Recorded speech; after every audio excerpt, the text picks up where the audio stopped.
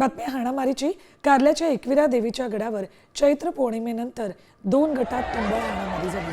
पोलिसांनी हस्तक्षेप करत परिस्थिती नियंत्रणात आणली।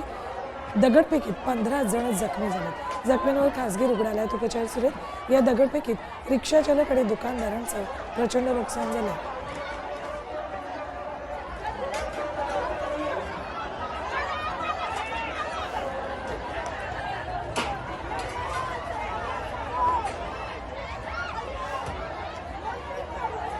एवढी पालखी बघण्यासारखी होती की एवढं पब्लिक आलो त्या पालखीला आणि ते पब्लिक येऊन सुखरूप सगळे खाली आले होते। पण 11 वाजता हे गालबोट यांच्यात गालबोट लागलं आणि ते गालबोट लागल्यानंतर परत पोलीस खात्याने ते सगळं त्यांना समजून सगळं त्यांच्यावर दोन्ही यांच्यावर गुन्हे दाखलही केले।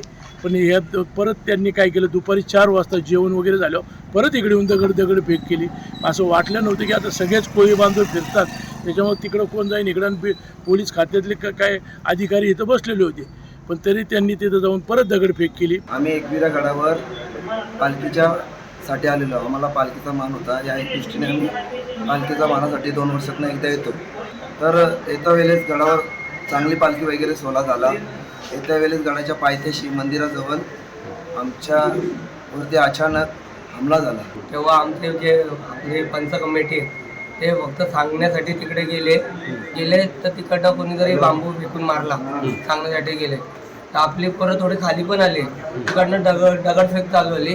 त्याच्यामुळे हे हाणामारी चालू झाली। मान हा सर्वांचाच असतो, मान कोणाचा नसतो, मान हा एक आईचा मान असतो। यात मान कोणाची गोष्ट नाही, कुठले पण कोलीवाडे घ्या, मान हा सर्वांचाच आहे। पण अशी गोष्ट घटना करायची विचित्र आहे ना।